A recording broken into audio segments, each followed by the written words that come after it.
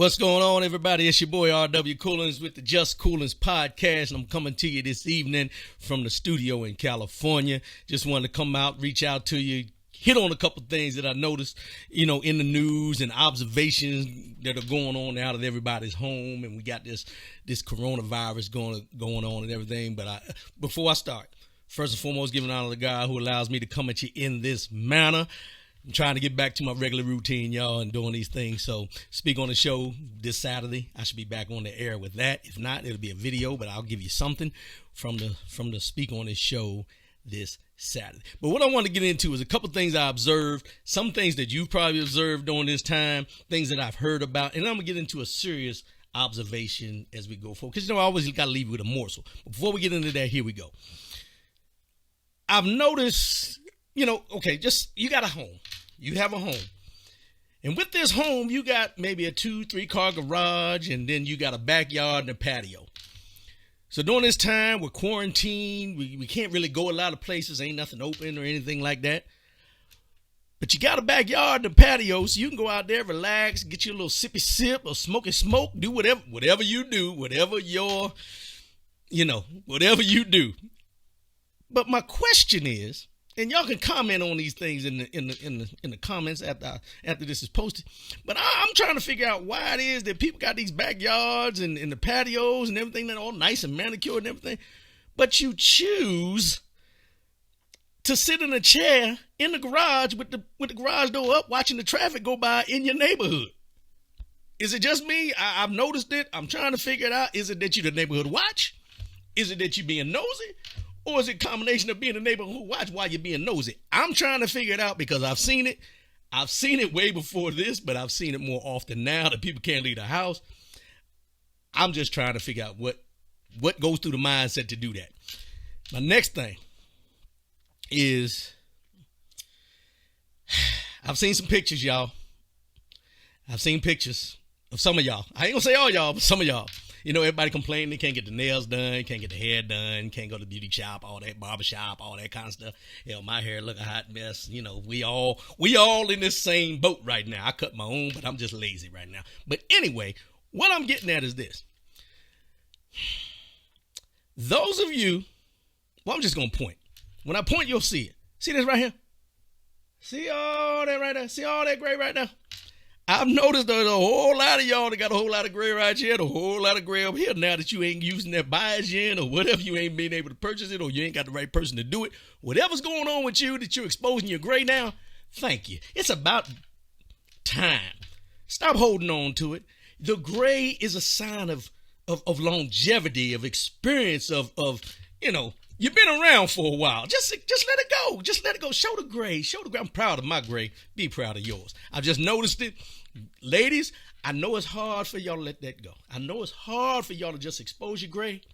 Let it go. Because what you'll find out, there's a lot of men like me in this world who see gray hair on a woman as being sexy. Everyone won't agree, but this is from R.W. Coolins.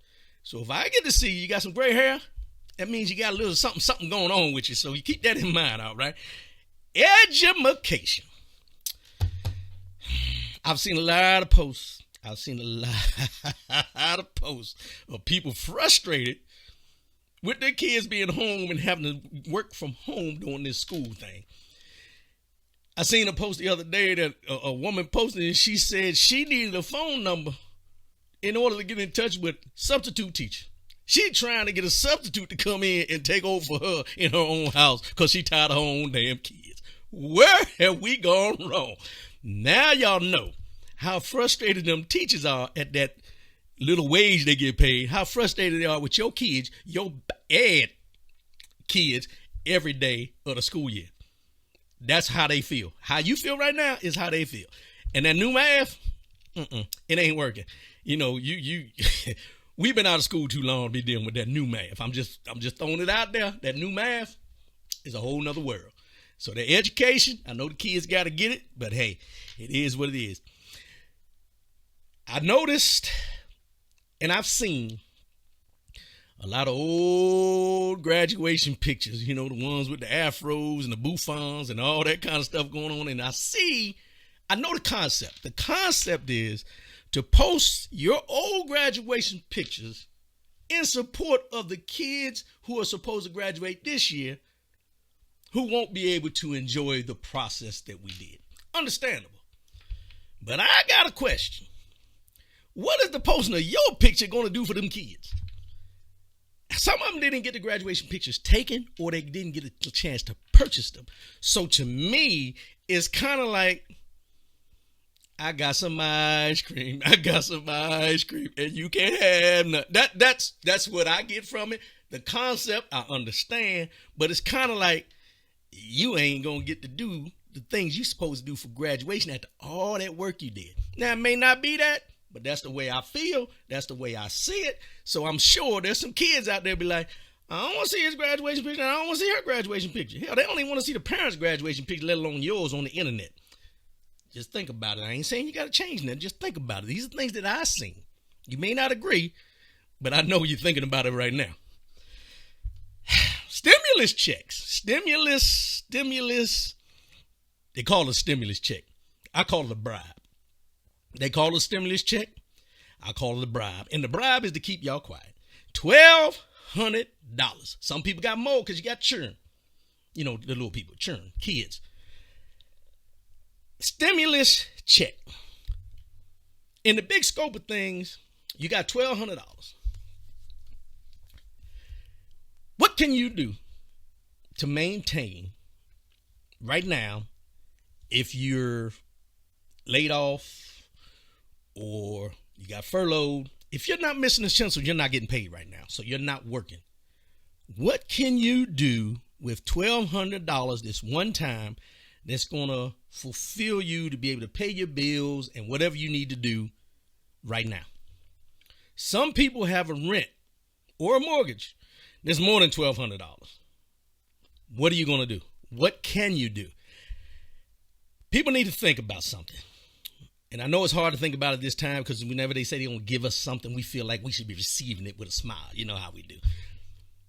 But do you remember when they did this tax cut for the wealthy back in the day? Well, it hadn't been back in the day. It only been about a year. But that tax cut that they did, where the top 1% got all this money in tax breaks, but we didn't get anything. But then they're going to give you $1,200. And in the process of them giving you the $1,200 that most of you got, depending on the tax bracket you're in the process of you getting $1,200, the corporations got millions of dollars to help them through this crisis. And those corporations that got these millions of dollars don't even have employees now because why? You're at home waiting on your $1,200. Think about it. That's a one-time payment that you're going to get. They're talking about trying to give you more, but right now you got $1,200. Those tax breaks will last until somebody comes in there and takes them off the records. So it's going to be there for a little while. Also, those corporations that got that big money, they ain't got to pay it back either. It's no different than the bailouts with the motor companies. Now, they paid the money back with the cars and everything, but when we had the housing market that crashed, they got money. They never pay it back. So you have to really think about it in the big scope of things. Is it going to help? It'll help some folks that really need it in order to eat and everything. Don't get me. I'm not discouraging people that got their $1,200. If you got the $1,200 and you truly, truly need it, use it for what you need to use it for. But you also have to look at the big picture of why $1,200. What amount of money does that $1,200 come to when they pay it out? Because they never told you how much it would actually be. They just told you how much they funded for the whole bill. Those are things you need to think about. Something that frustrated me today that I seen is USAA. Anybody that doesn't know USAA? USAA started off as an insurance company and it catered to the military community. Now they're a credit union. They give loans out and everything, just like a regular credit union. They still do that, home loans and everything like that. They're a full-blown credit union. Well, I read a report today where USAA, because Steve Mnuchin, the Treasury, gave banks the authorization that if you had a deposit coming to you of this $1,200 and you owed the bank money, they authorized the bank to take your money. And USAA was taking people's money. Now, these people whose money they were taking were veterans and active duty military members. So there was a big uproar. And before, not too long, later on in the day, USAA said that they were going to stop the practice of taking people's stimulus money that they were given during this time. My first thing is, even though you had the right to take the money because the Treasury said you could take it if they owed it, why would you feel the need to take it at this time with everything going on?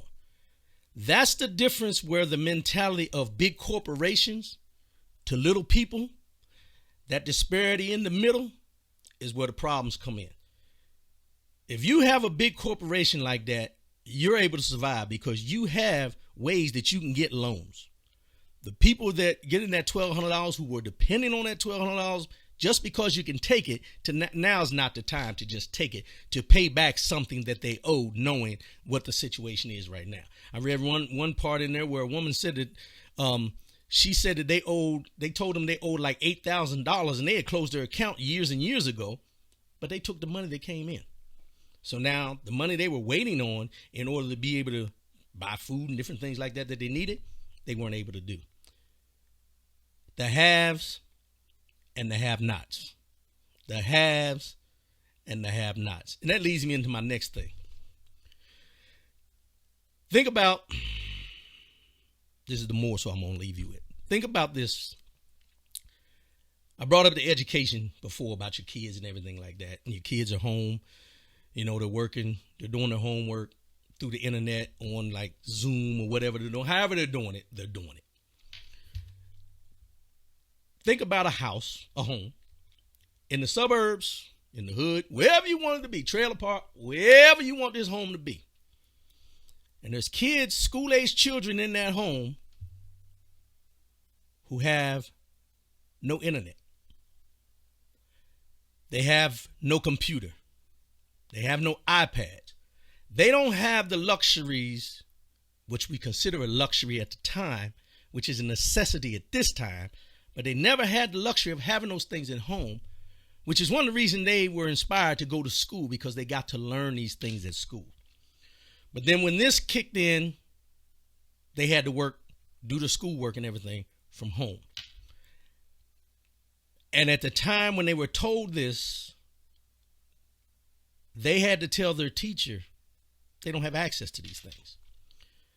So when they made this thing and they came up with this bright idea that we're going to educate the kids at home and do the homeschooling through the Zoom and all this, nothing was taken into account that everyone in that school, everyone in that classroom does not have the means to have internet access or a computer or an iPad. And I say that to say this. There's a lot of people in this world who cannot afford the smallest things that we look at as the internet or a computer or an iPad. Those are the have-nots. But then we send out this $1,200 check, stimulus check through the government to give to everyone who's eligible to go out and do the things that you need to do to sustain during this time. The average price of the internet per month, you probably get the cheap internet for about $60 maybe, 50, 60, depending on what you need. And somebody can't afford that because it's not in their budget. It's not something that they deem as a necessity for their home.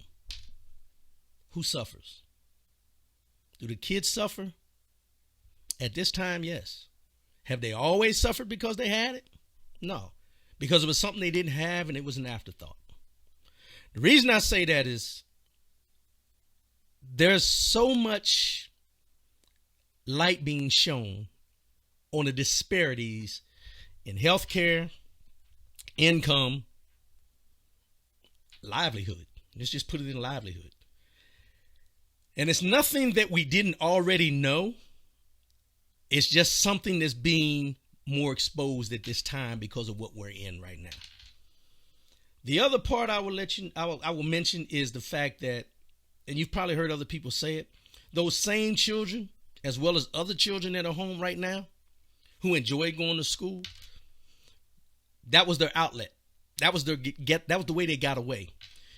Because in some of those homes that we talk about that, you know, are less fortunate, There's kids being abused mentally, physically, and emotionally. But they're an afterthought. Because there's nobody to check on them. There's nobody to follow up. There's nobody right now with this going on that really, I just put it in, cares.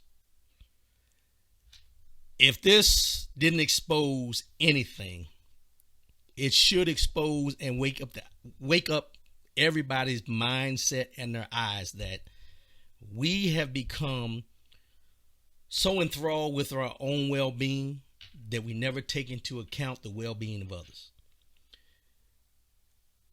I've said it before and I'll say it again. When we talk about love for our fellow man or fellow woman, it's just not there anymore. The care, the mindset, the understanding that we may have, but there's others that don't. But what can we do to put everybody on the same playing field? And it's not going to happen at the government level and at the 1% level. It's going to happen at our level. We're going to have to be the ones to make this change. And when I say make this change, it's not only when we talk about elections. Elections is one major thing. But the other biggest thing that we need to change is the mindset that just because everyone looks like they're doing okay doesn't mean that they're doing okay. I'm going to leave you with that today. I'll be back on Saturday. Matter of fact, Saturday, I want everybody to keep the fingers crossed for me.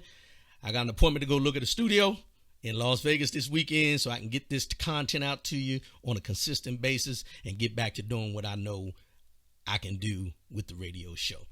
And as I always say before I sign off, love yourself, love one another, keep your head up, and most definitely keep your faith in God. I'll see you on the radio, and I'll see you on the video. Holla at your boy, holla at your boy, holla at your boy. Peace.